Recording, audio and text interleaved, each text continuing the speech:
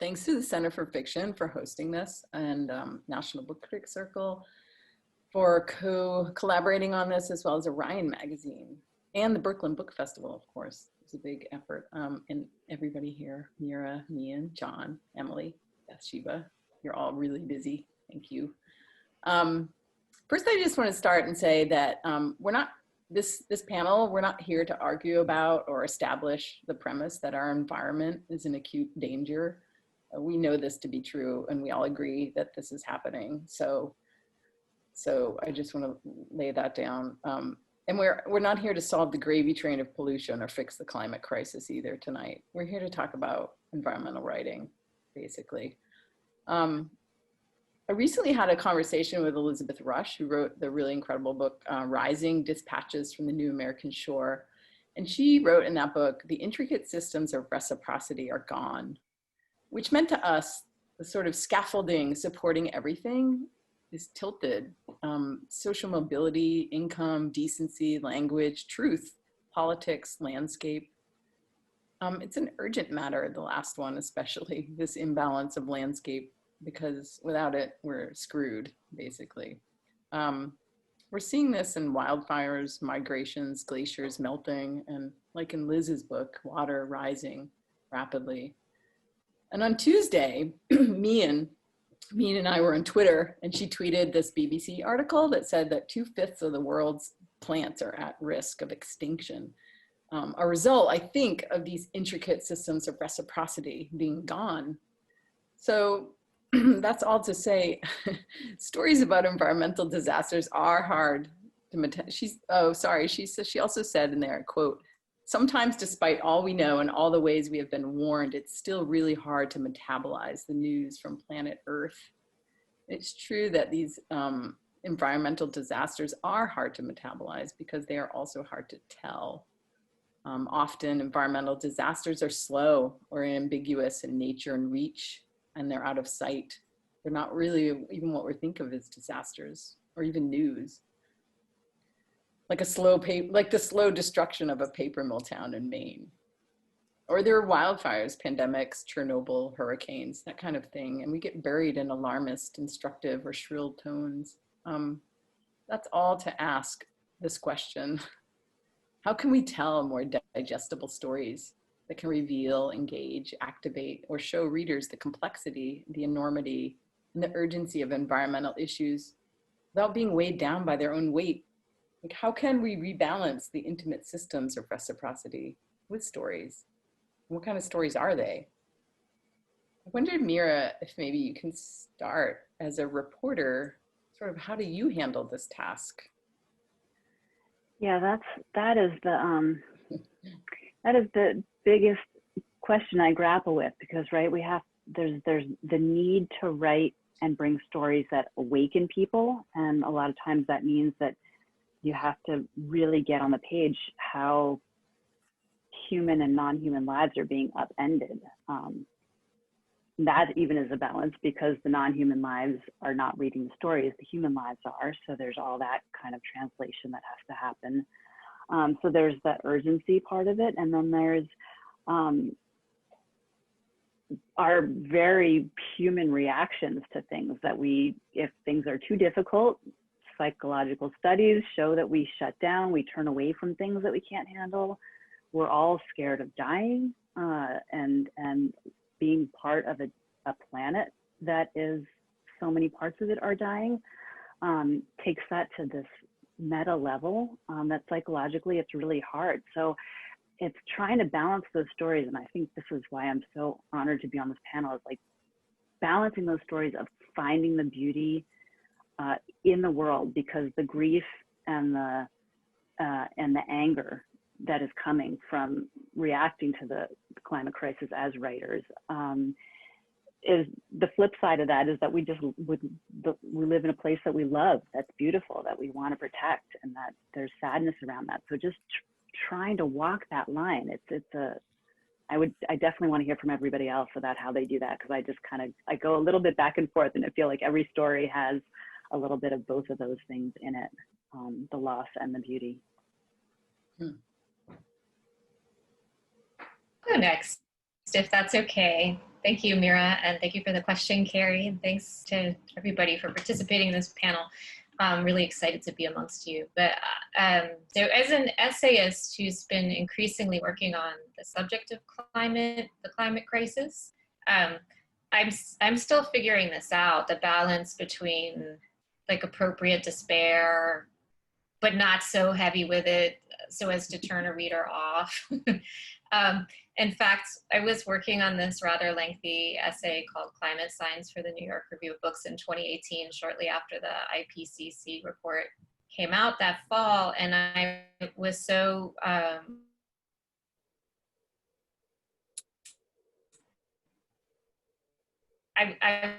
was so challenged by the question of this sort of balance of like hope and can you hear me? It says my internet's unstable.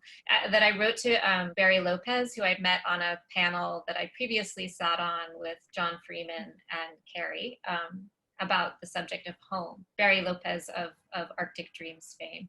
And he's very old school, like he won't respond to emails. I don't even know if he has an email address, but you can write him an old-fashioned letter and he will write you an old-fashioned response. So I wrote him this question, like, how do I balance despair, appropriate despair, with hope in my writing about this subject?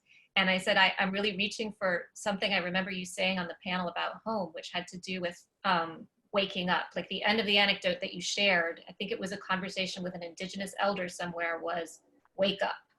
That was like the end of that was the message.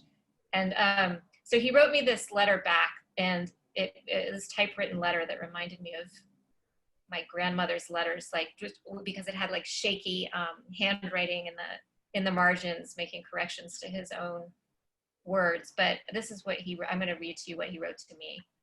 Thanks. Sad to say, I don't remember any story that culminated with wake up.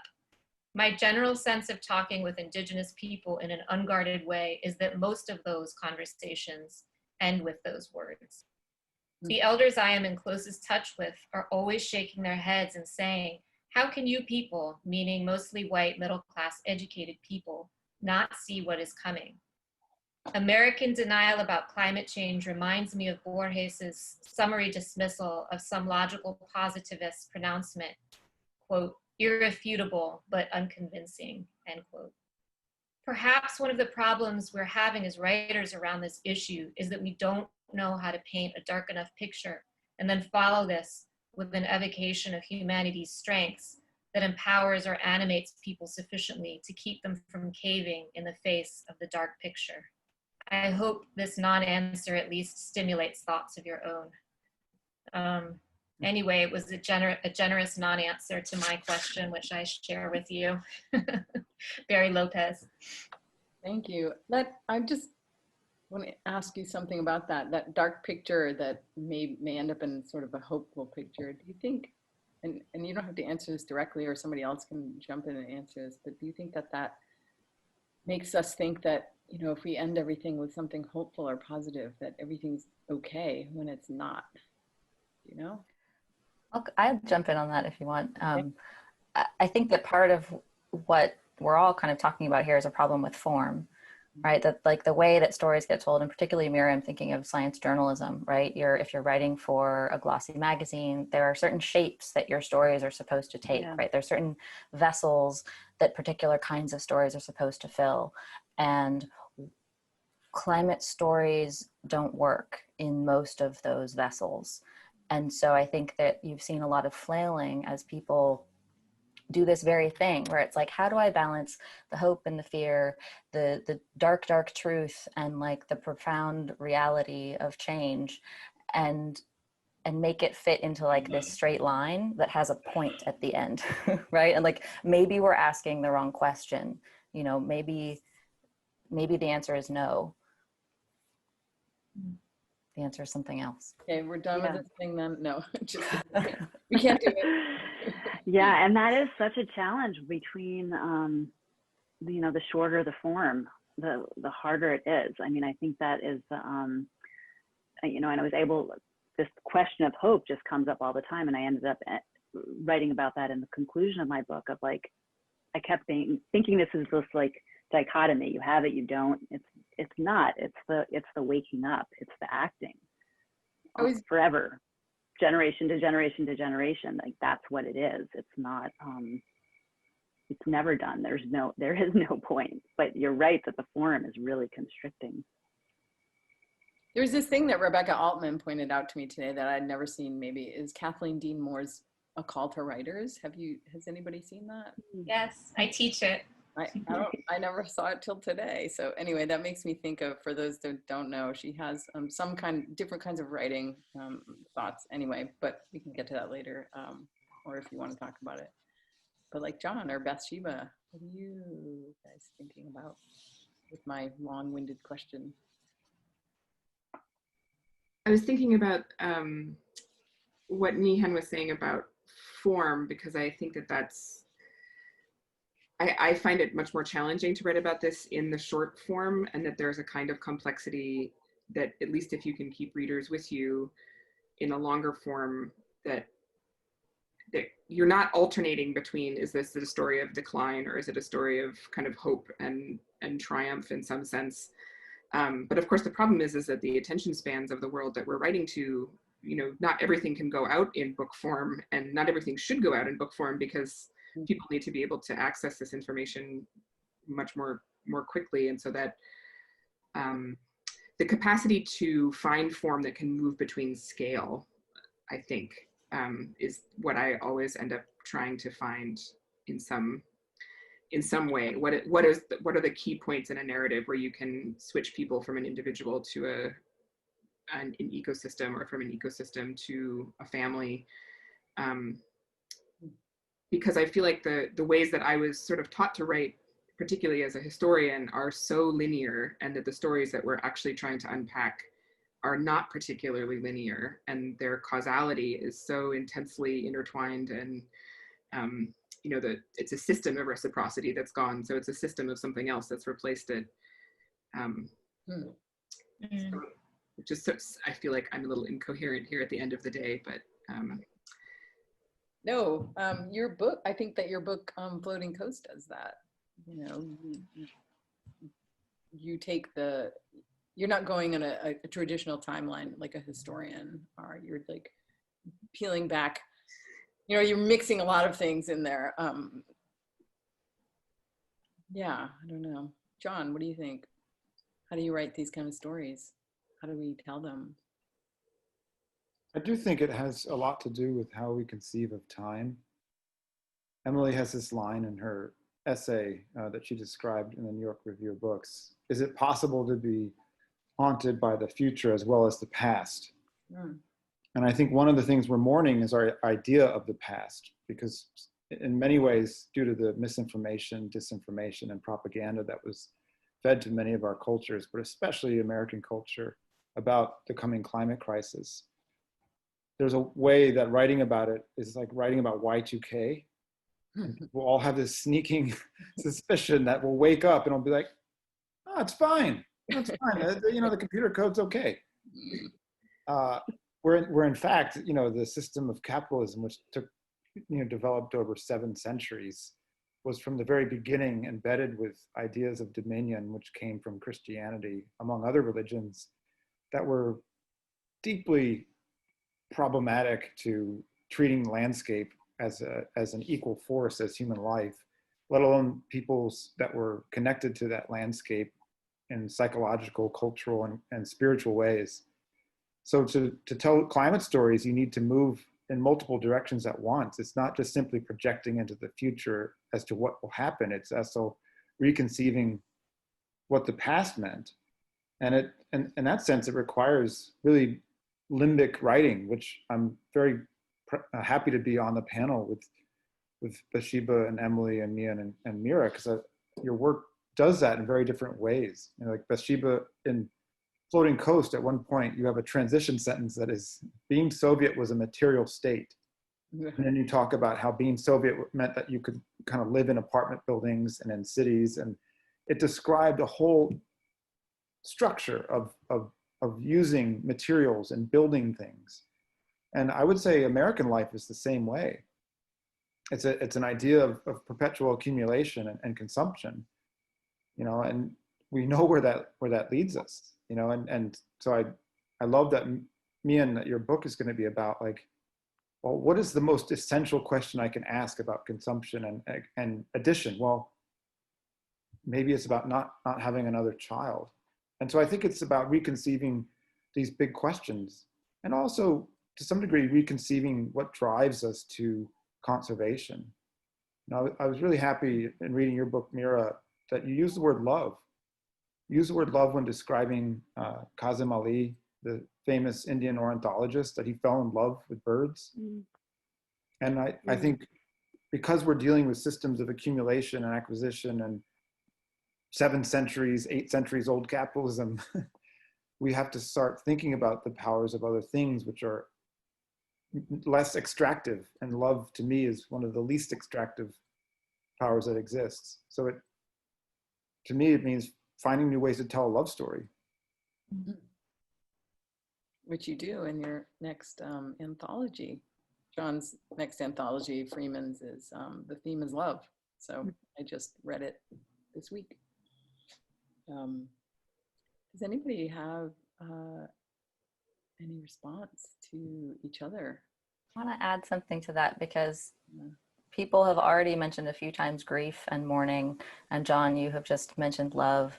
And I think that in the context of, particularly as American writers, or perhaps people who identify as American writers, Bathsheba, I don't know where you identify on that, but in particular writers who come from this culture of consumption and global capitalism, we lack the language to talk about the kind of loss that we're experiencing.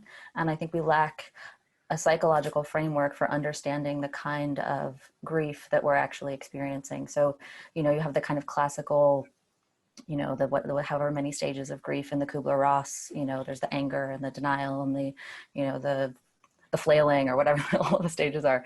But it doesn't work for climate grief, because in classical grief, the end point is known, right? You're grieving because someone is gone, let's say. Something or someone or an idea that you have believed in is no more.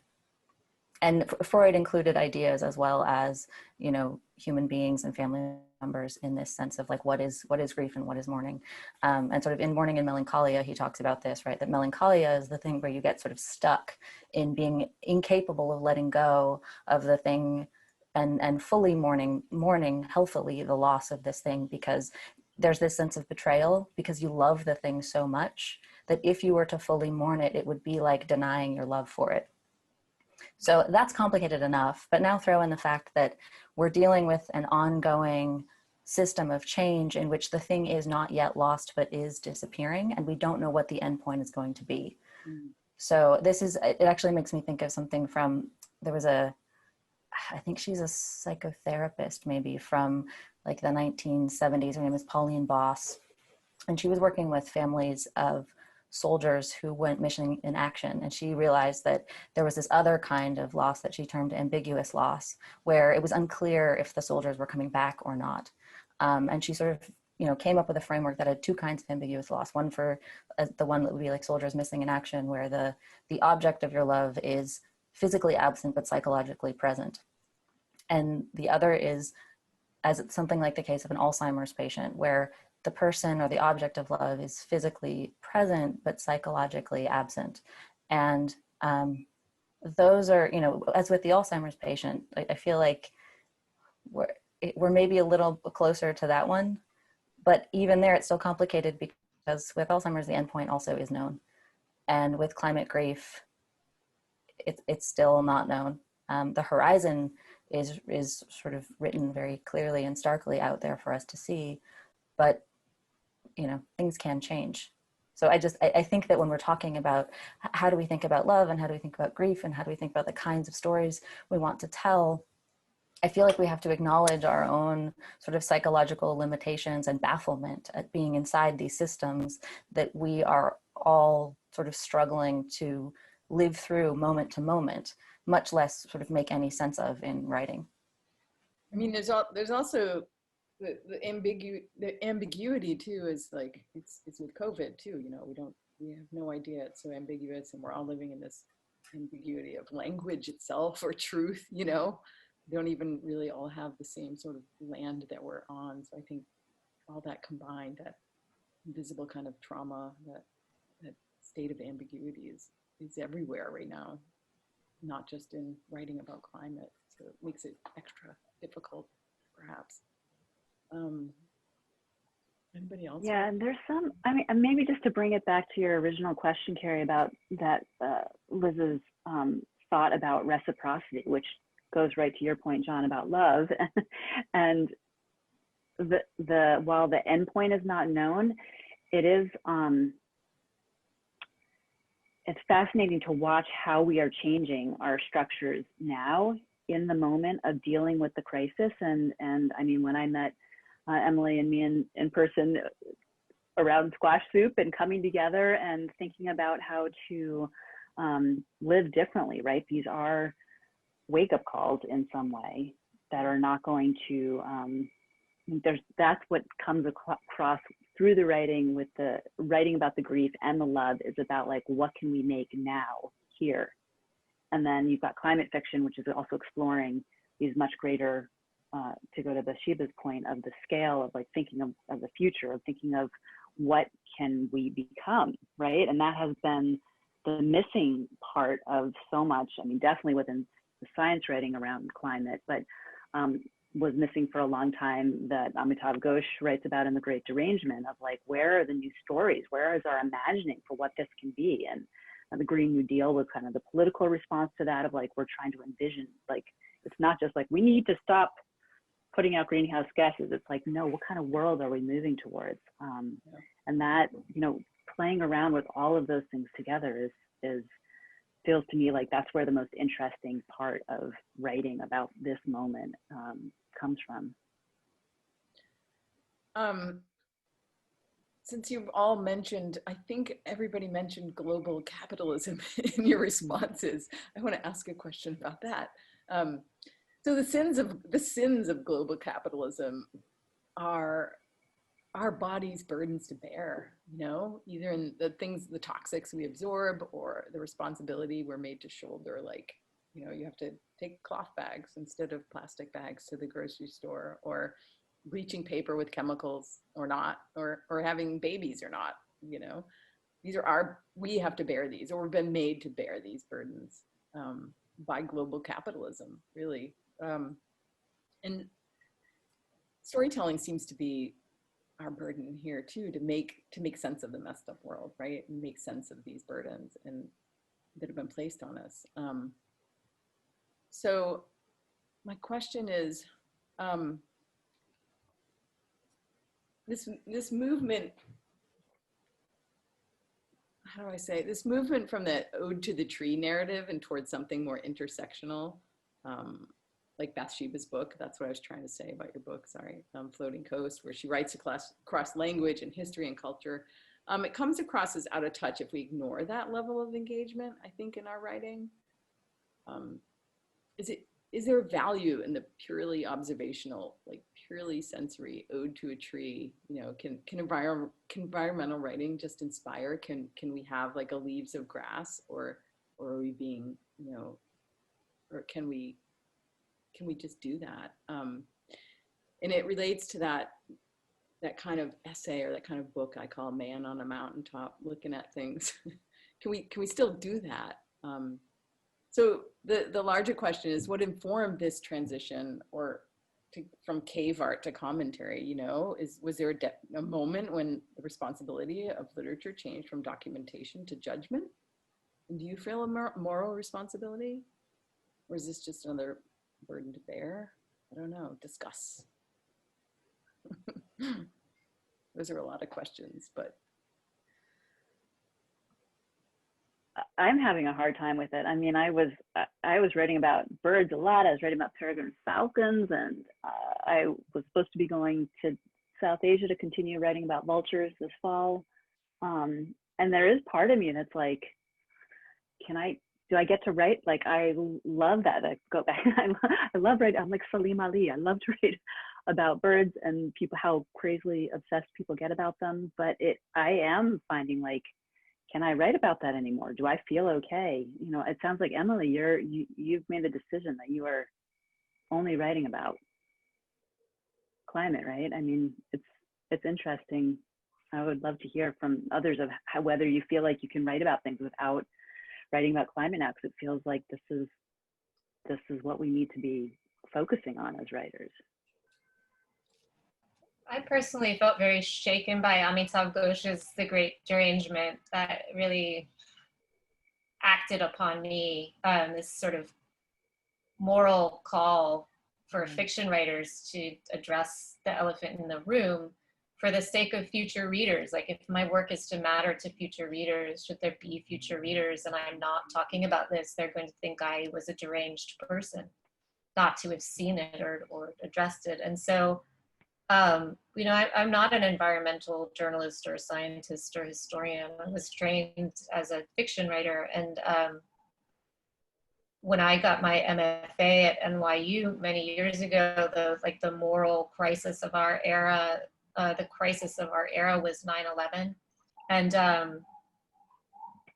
I remember speaking then as a program about, after campus reopened, it was closed for a time, like what it would mean for our work, this historical event, and how should we write about it? What kind of language should we use or invent?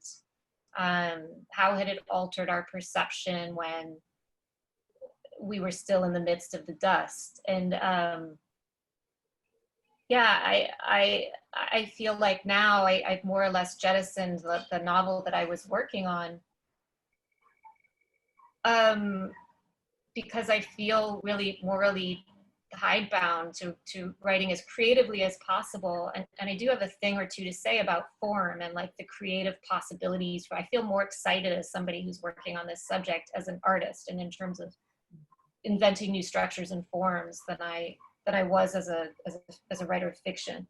But I find myself asking many of the same questions as I was when I was a student studying to be a novelist, right? Like, but on a much more existential level because the stakes are so much higher. But those questions, again, how should I write about it? What kind of language should I use or invent?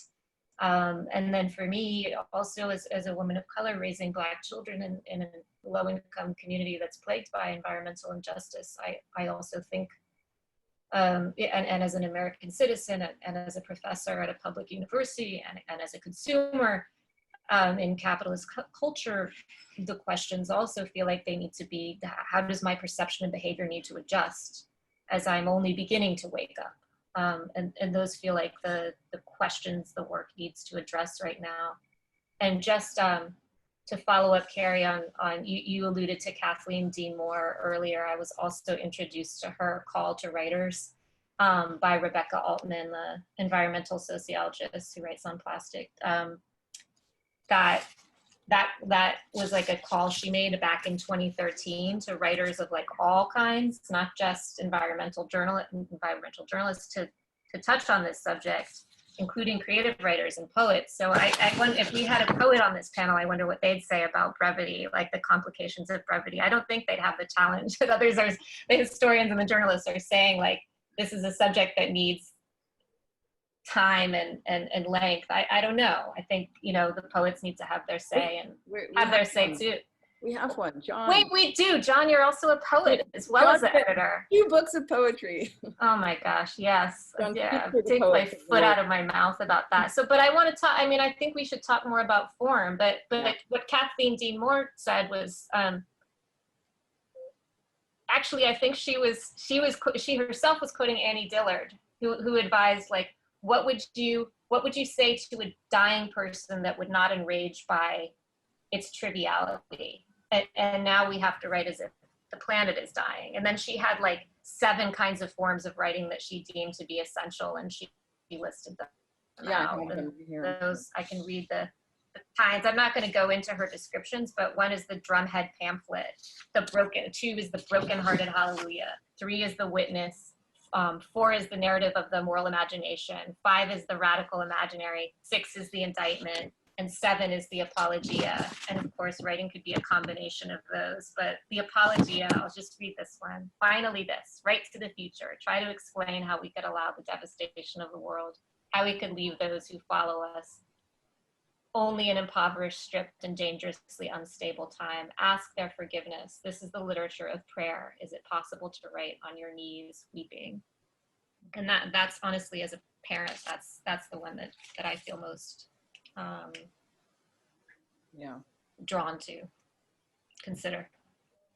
Two things. So Rebecca Altman, who we just invoked, is here, and she says hi. Hi. Rebecca. Hi, Rebecca. And John, you're going to speak to the poets of the world, responding to Emily's. Yeah, hold on. I was just texting all 7 of them.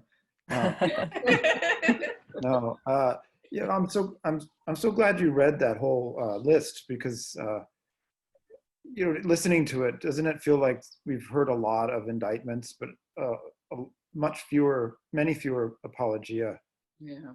And the genres can all do different things. And I was thinking today about how it would feel if every time we went to the cinema, we only saw documentaries. And for many people, with the exception of those who read sci-fi fiction, that's sort of what they've been presented with in publications. This is one essay after another, one witness statement after another. And, I think we can dream the imaginary, as Emily described it from Kathleen Dean Moore, in fiction in ways. We can reconceive the past in poetry, because a poem doesn't have to be autobiographical. It doesn't have to have it doesn't even have to have a human speaker, although Richard Powers made that true in a novel as well. My last book of poems, I have a poem about peregrine falcons and Luxembourg Gardens in Paris. And so there's ways that we can scramble places when we step out of realism. And I think for a long time, realism was a kind of straitjacket that I think culturally, at least especially in the United States, we put ourselves under. But if you step outside of the American silos of storytelling, you realize that realism is a niche genre. And that for me, one of the things that greatly enhances our discussions of how to write about the climate is to just basically open things up and to listen to writers from all parts of the globe with different storytelling syntaxes and different ways of invoking the language of prayer. And one of the commenters has talked about how we're all of us are using language, spiritual language. And you were right. I'm sorry that he's called me out on broad brushing Christianity. Some expressions of Christianity are extractive, but not all of them are. And so I think what we face is a challenge to find within those registers that Kathleen Dean wrote about. Kathleen Dean Moore. Mm-hmm. More, yeah, is to find ways to expand them and to enlarge them, and put them in our own languages. Yeah, I mean that whole, like, all forms, we need everything, even just, I have done some teaching and just being in rooms with a bunch of young people, and they're all coming at it from different ways. When I was teaching last year environmental humanities at Princeton, there was science students and gender studies and all, you can get involved in this from every single angle. There's no wrong answer. You can do hard science, you can write poetry. It's just, graphic novels, all forms. And that's how, in terms of, if we're trying to get people engaged in this who maybe aren't, if that's part of the goal, then every medium and every format, right? What do the capitalist marketeers do? They bombard you with messages in all different ways, from all different angles. So you see the thing on the subway and you hear it from a friend and you see it in a magazine. That's how messaging works. Again, just going back to our psychology and how we work. So there's no, I just think I love, Emily, that you responded so directly to Amitabh's call, because it did seem like so much changed in a very short amount of time in terms of how artists of all genres were responding. and even just in terms of responding, I'm going to give a shout out to Elizabeth Bradfield, who's another poet who, John, you must have texted her well, but she's doing great poetry and writing and photographing and doing collaborations more and more. You know, I'm working on a project with Danica Novgorod, who's a graphic illustrator. So we're working on a book about climate change for young adults. So like, there's no wrong answer, right? Like, and that's a form of reciprocity and love too, of getting these stories out in all different genres and formats. And technology has changed so much that we can do stories. Emily, your work with Instagram and taking pictures and sharing stories from all over the world through this medium to such a wide audience, that tonight we can talk to more people than we've would have been able to if we were hosting this in Brooklyn. You know, there's things that can happen there. Get into form. Everybody seems to want to talk about that. I know. Well, just to throw this back at you, sorry to interrupt here, but Kerri, your memoir begins as a kind of witness. Why are so many people having cancer in my town? And that it starts to become an indictment, like the mill caused the cancer.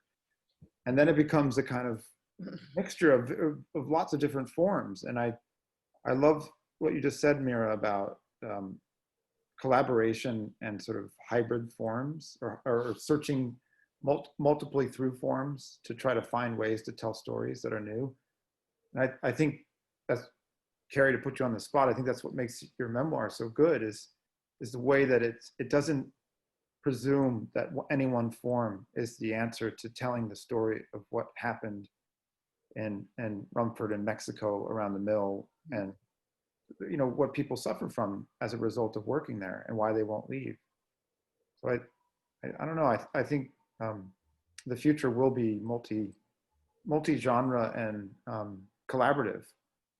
Yeah. In ways, because anyone who's doing reporting or writing history like Bathsheba did, even if you're the sole author, you're collaborating with all of your sources in a way. Yeah, it's interesting, and people have responded to it in that way too. I was surprised because I thought it would be a little meandering, but people have responded to it because I think that a lot of people think like that and think like that.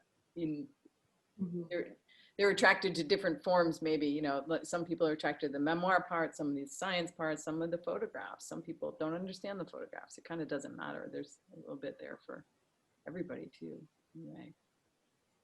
Bathsheba.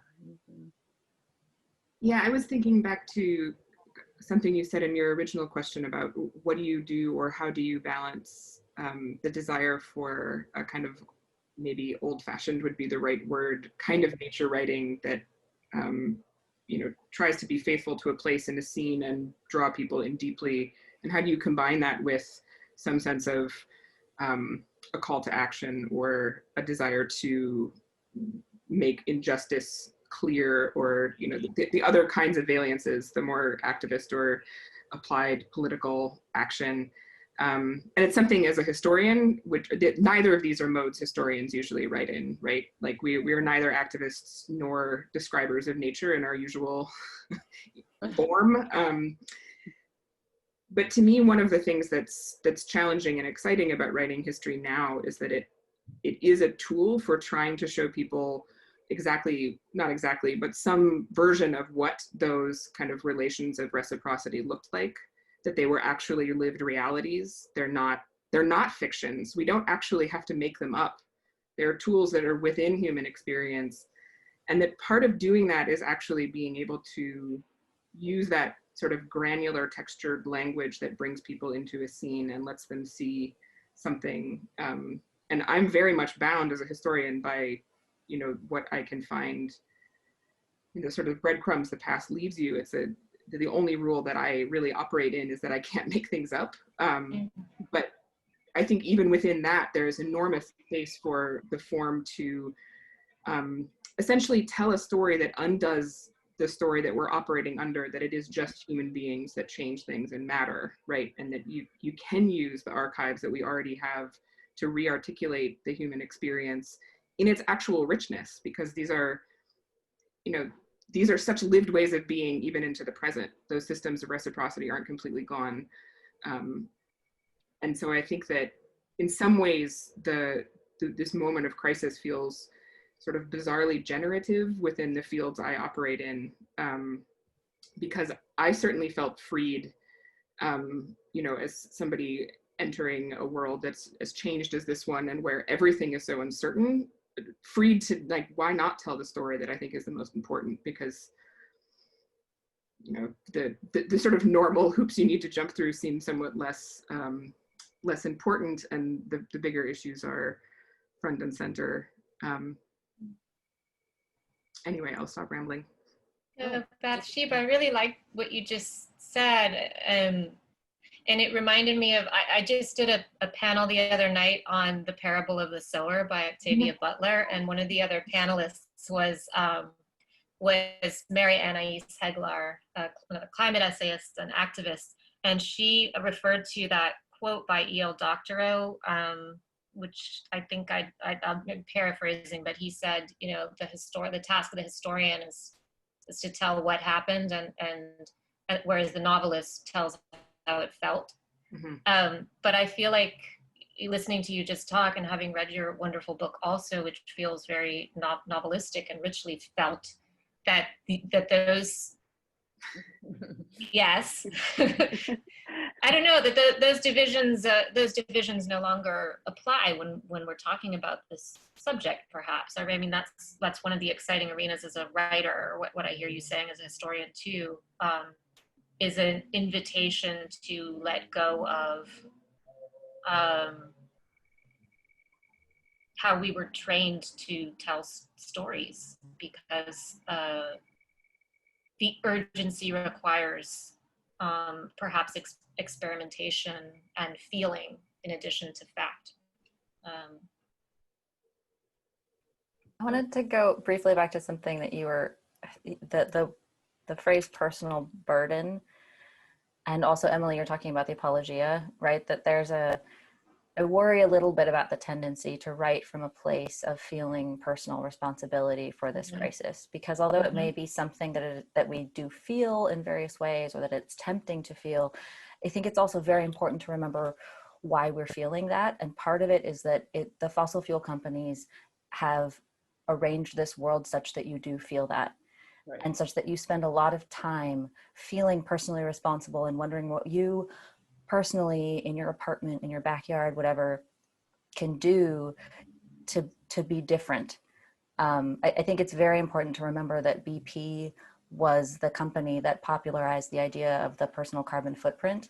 You know, this is so ubiquitous now in the way that we think about humanity, right? And the way that we think about our individual selves, that there is this sense of personal responsibility to become smaller, right? To be tinier, smaller, to sort of shrink and shrink and shrink our little footprint down, so that we have some sense of moral relief, right?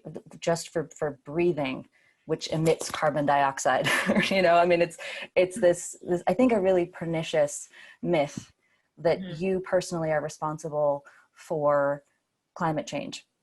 Which is not to say that personal actions don't matter, and it's not to say that there is no personal responsibility, but I think it's very, very important to collectively retrain that energy and that rage and that sense of despair or that sense of grief, and sort of train it where it belongs, which is in the direction of fossil fuel companies, in the direction of governments and politicians, and in the direction of the structures that do not allow us to live carbon neutral lives. Right? It might be possible that we could, but we are not free to live carbon neutral lives under these current structures. And we forget sometimes that you know, humans built the structures that we live in. And so when you talk about human nature, it's very easy to forget that we're just living in sort of one historical timeline that involves things like colonialism and empire and fossil fuel extraction. So when you talk about human nature and what we are today and how we need to be in the future, I think it's very important to sort of keep your own personal emotion about humanity sort of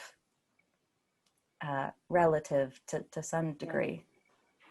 Yeah, body, I mean, when I mentioned body burden, that's just saying that it's using that term to say that the burden has been placed on us Right. by those companies globally. Right. We literally actually can bear the burden in ourselves. Yeah. Physically, yeah. Yeah. And as your book so beautifully tells. Yeah.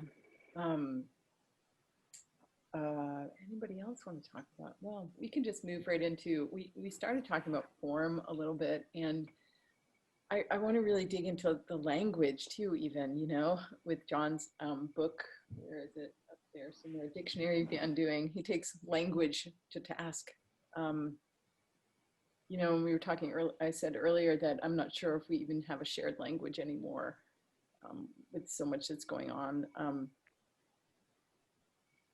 It seems like, you know, is there a collective, what am I trying to say? Who are you writing for, I guess? It's to ask who are you writing for, and where did these stories land? And who's writing the stories? I'll pick up on what Meehan was saying, in that I think we've watched in the last 5 decades a concerted, organized, well-funded assault on the idea of the collective, especially in this country.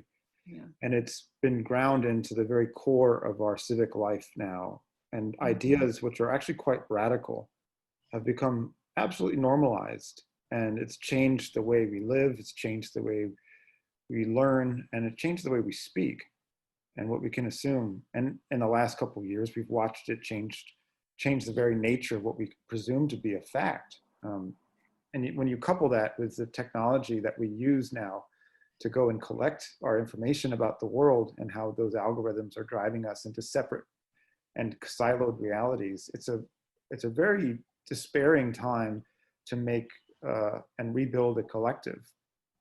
And the breakdown of that order really serves a very small group of people who are running governments, who are running corporations, and who are doing things at a policy level that is against the interest of most of the world and much of this country, and is not supported, actually.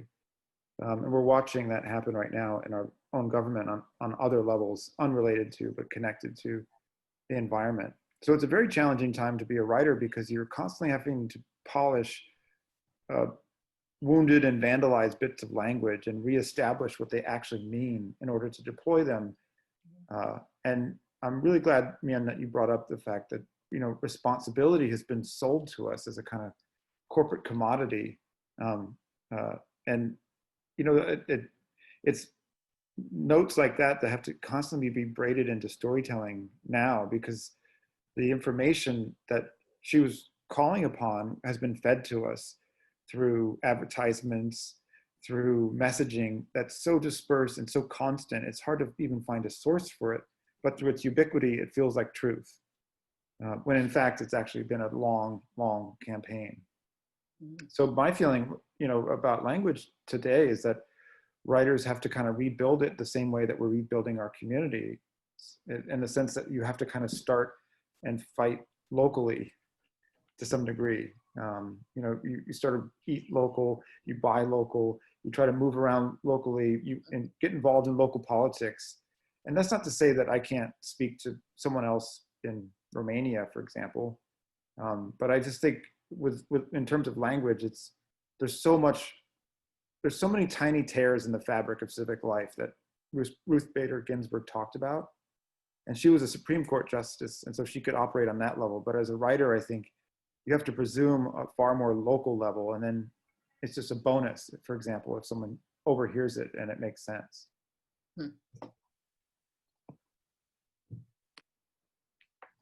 Bathsheba, you too, you know, your work intersects with language at a very different level. You know, you're translating Russian, and you're talking with the people, what are they, the indigenous? Thank you.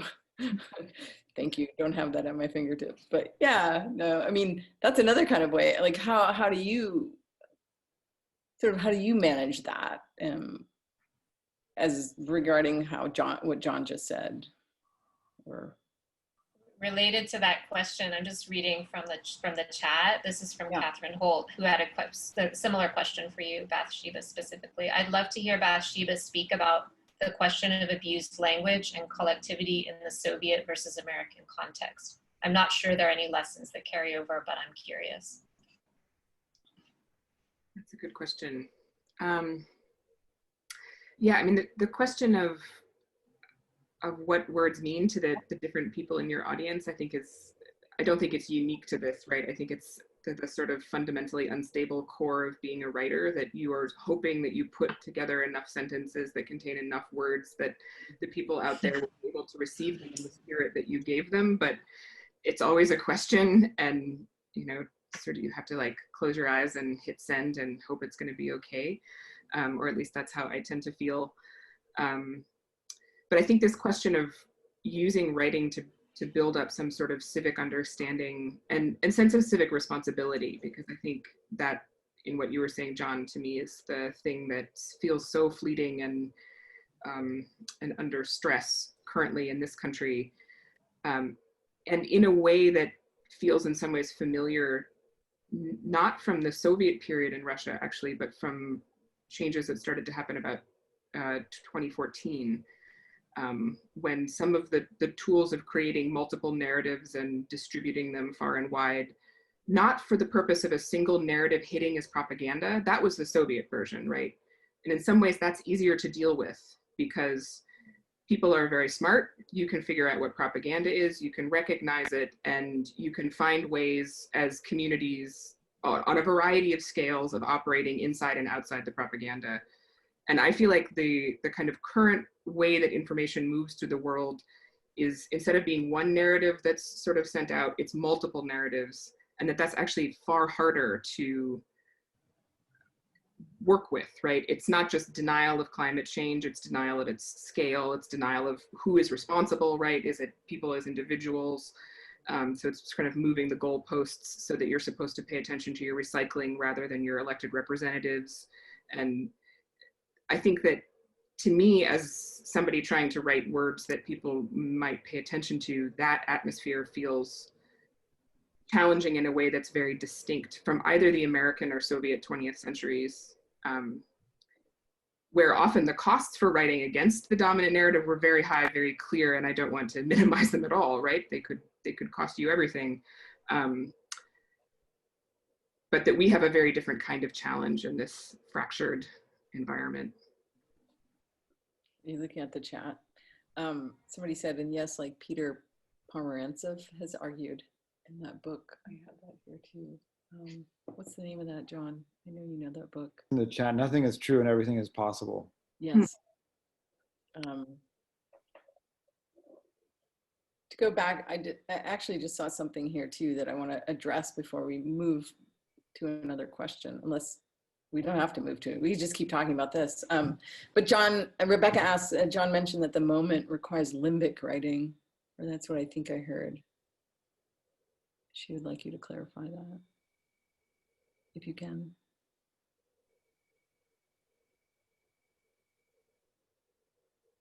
John, can you hear me? Oh, he's on mute. Oh, sorry, I'm on mute. Did I mute you? No. No, I muted myself. It's a very modern existence. No, I'll address that, but by virtue of touching on what Bathsheba just said, which is, I think, so important, which is the blizzard of narratives that we're being sent now, but are often deliberately confusing. And you know, I will not say the name, but the current president does this every single day.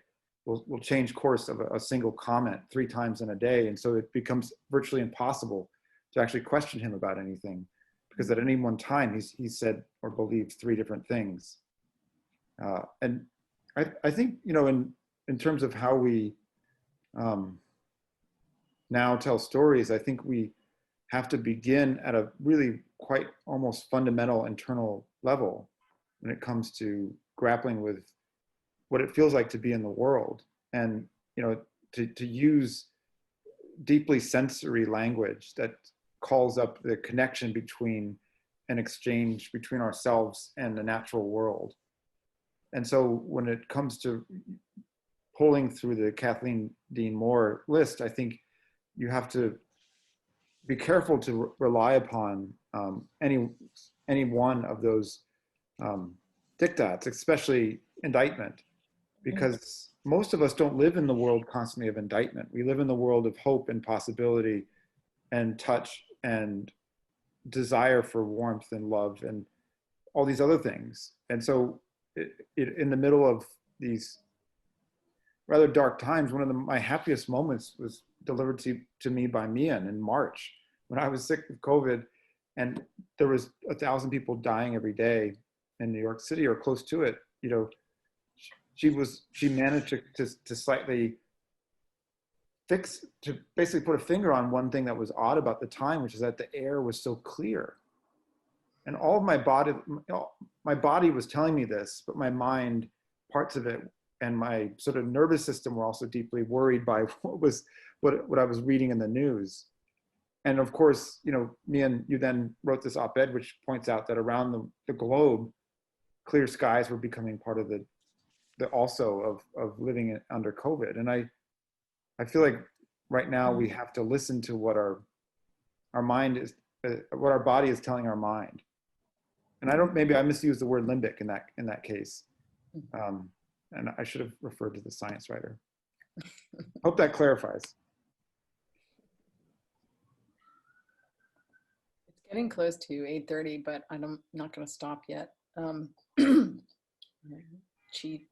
To follow on to all that, I mean, there's one last question, but we kind of touched upon it a little bit, was just, we were talking earlier about Rachel Carson's Silent Spring and Upton Sinclair's The Jungle, and about how storytelling can it ascend or change the dystopia we are living in or know is coming. Meera, you had asked that question specifically, and I want to know what your answer is now. Well, I asked the question because I don't know. You want everybody else to answer. Or anybody, it's fine. Yeah, I mean, I would love to hear. I mean, we've touched on it actually some already in terms of those possibilities. And John, like you just said, I mean, Delhi too, right? The air quality there. So you see moments where you're like, oh, the sky can be blue. Oh, this, you know, you see these moments of doors opening, right? And so that's but yeah, you have to write about the dystopia too, because that is what it feels like right now on so many levels. I mean, there was a question earlier in the chat about how do we write about the sixth extinction and how do we write about biodiversity in this moment, and that is that weaves into that, right? That's But what about, do you guys think that in this writing, can it make policy structural changes like it did with The Jungle and Silent Spring? Can we do it now still? So I actually wrote about Rachel Carson for the LRB specifically because of this question, because I think that people who are concerned about climate sort of are looking with this really intense nostalgia towards writers like Rachel Carson or like Upton Sinclair. And I think that there is a fundamental mistake to think that there is going to be a Rachel Carson for the climate crisis, in part because what she was doing was revealing something that had never been seen before, right? She was actually, in a sense, doing science, because she was linking all of these observations from disparate fields, you know, and then linking them with things like observations from, you know, amateur bird watchers or just people in their backyards, sort of looking at animals dying. And she sort of came up with a coherent idea about endocrine function and the way that these toxic chemicals were causing cancer, like before we had a theory of endocrine function. You know, I mean, she did this like really incredible scientific sleuthing thinking, and she also was able to point to a single industry, sort of whose fault this potentially was. And she actually at heart was really a reformer and not a radical. And she suggested these very pragmatic reforms that were like, use less toxins, you know, reach for sort of organic methods first, and then, you know, maybe think about using some of these harsher chemicals.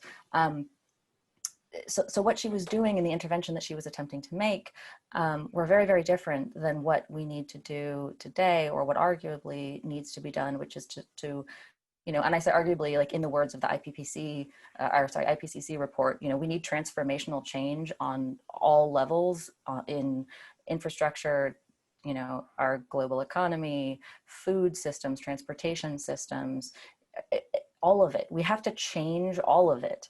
That's not a compelling nonfiction article you can write to sort of call people's attention to something, and I think that arguably at this point, I think the alarm bells have been sounded. It is no longer really the job, I think, of writers or artists to be sounding those alarms. We're past that point. We have millions of young people around the globe sort of marching arm in arm and sitting out on school, and people are motivated, people are mobilized, and nothing is happening, or very, very little is happening, certainly not transformational change on all scales. And so I think the question of what, we as writers can do to sort of change the course of the climate crisis, or to change policy, is meaningful, because I do think that, culture can be deployed as a kind of a weapon, and I think culture is very powerful. But I don't think that individually any one piece of writing or any book or any piece of art is actually going to sort of do the thing that Silent Spring did.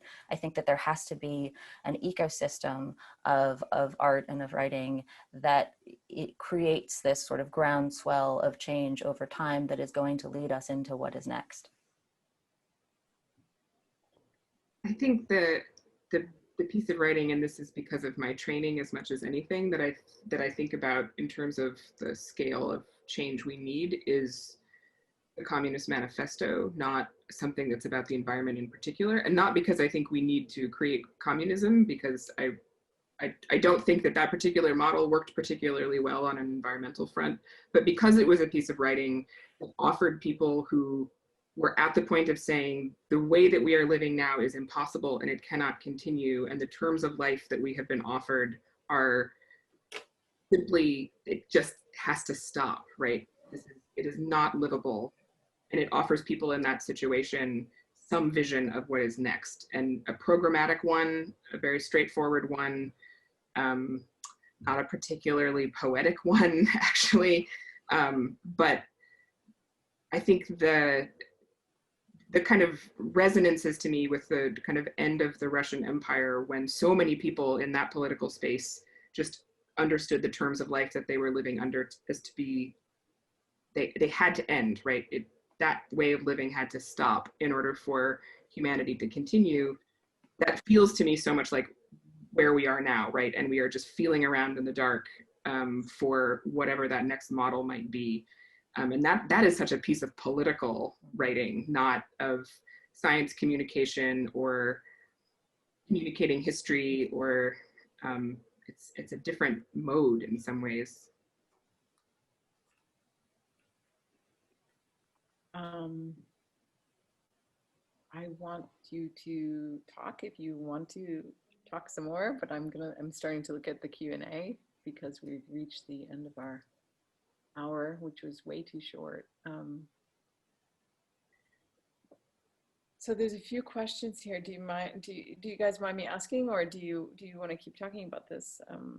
Or you can talk as I read these questions because they're very long.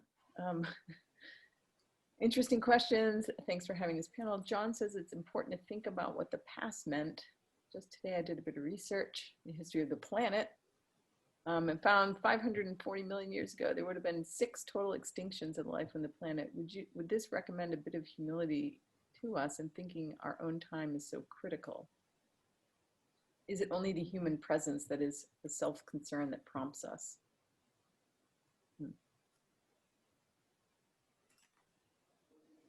I would say yes, no. I'm not sure of the question there. So maybe Ron Jansen, you could clarify that question. Ray Zimmerman asked, isn't development the real villain rather than capitalism per se? It seems to me with Beijing having the world's worst air quality that socialism is equally guilty. Everyone seems to want more of everything regardless of ideology, and there are more and more of us wanting more each year. So is development the real villain rather than capitalism per se? If anybody wants to take that on. Almost seems to be hinting more at population than development with that question, but which goes back to some of the other Meehan and Emily's explorations of that. Yeah, I think it's very dangerous to start looking at human population sort of like on a graph with environmental destruction. And I think that scientists who try to calculate what is called the carrying capacity of the earth, right, which is like how many humans can possibly be on earth without devastating everything, is a very, very fraught science. And the numbers are very, very different depending on how you do the calculations. So, you know, it's 4 billion, it's 10 billion, it's 17 billion. But the problem is that all of those calculations rely on how humans use resources and how humans organize to use resources. And so when you talk about development, there are myriad kinds of development that is driven for various different reasons and that is done in different ways. And so when you talk about, you know, is development the problem? Development is maybe like a symptom of the various structures that we're sort of living under right now and the ways that we have organized to use resources now. But I don't think that it points us to an answer per se about human population, which leads us down a very scary path towards curbing human population, usually particular human populations, which usually puts the burden of both climate change and ecological devastation onto the bodies of Black and brown women in the global South, which I think is the wrong place to put it. I don't know, I'll end there. I would also say in annoying historian mode that the kind of intellectual genesis of both the form of capitalism we live with in the United States and is practiced in China as a version of socialism are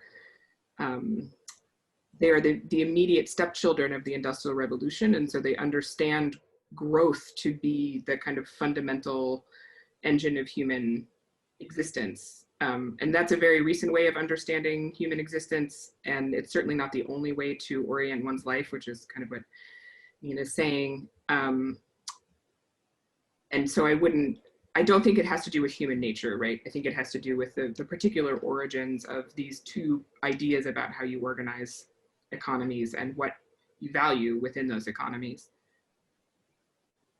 Yeah, I live in New York, and it's particularly bizarre in the financial capital of the world, where the Dow Jones Industrial Average is approaching what it was at the start of the pandemic, to be told how great the economy is, where all around on the street that I live in, and up and down the avenues, there are more people sleeping in states of abject dereliction than I've ever seen since the 1970s in New York City. And you know, Meehan's point that all the systems by which we live are broken is a hard one to convey in storytelling, because it means that everything must change.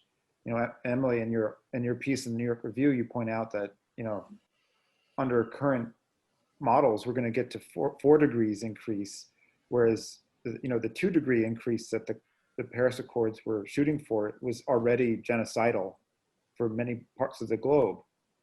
And so we have these massive moral questions to ask ourselves, you know, that is economic growth in Ohio more important than hundreds of thousands of possible migration deaths in Southeast Asia?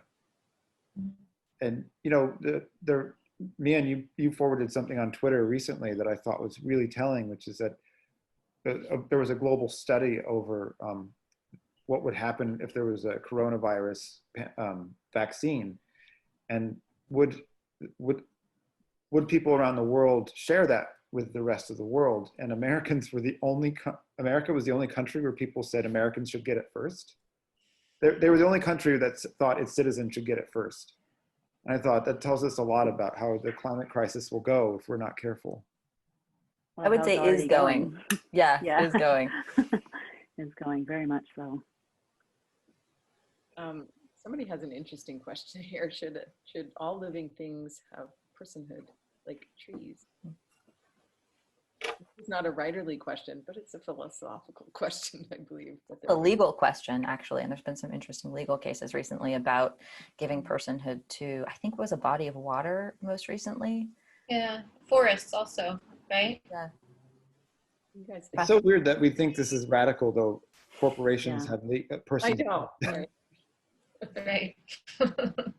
So I think it's a great legal tactic. As a philosophical question, I'm not sure I'm equipped to answer it. Right. And again, this goes back to all the different genres, right? Richard Powers dealt with this question in The Overstory, and Bathsheba, you write about this in The Floating Coast, of just how inhabited the landscape is. And just that is your book was so powerful in terms of getting out of the, American capital. When you're in New York, it's like that New Yorker cartoon, like everything else vanishes. It's just easy to do that on the American scale as well.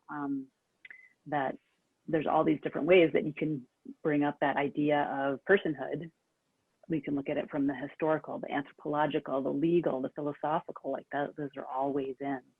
There's also a comment here in the chat from Elizabeth Case saying not to mention languages that give personhood to plants, animals, the earth. So this sort of goes back to the language question too. The languages we choose to speak about these problems shapes our ability to think about them. Yeah, and Robin Wall Kimmerer is writing a lot. I mean, she writes about that a lot, and I believe what she's working on now is really, really going into that question about how language defines what's inhabited around us. I was with a writing workshop with her in June, and she had everybody do a writing exercise where they wrote about something, and they used he as a gender neutral, that you do something different to a tree or to a plant or to a creature that you believe it has some sort of entity to it that's not that's alive, that's inhabited, and that so we did a writing exercise where we just played around with writing about the natural world in a different way. And so I look forward to her book coming out.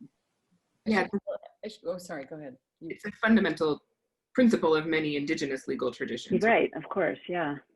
Is broadly distributed and not merely human. I'm just looking in the chat and the questions. It's hard to keep track of all of them, but somebody's asking about certain writers, but I just want to tell everybody here that everybody here has come up with it. We've come up with a list of books that we think you might be interested in. And I think the Center for Fiction, if they haven't posted it already, they're going to post it. They're also going to post it when this is posted on their website. It's being recorded. And I'm going to post it on my website under resources.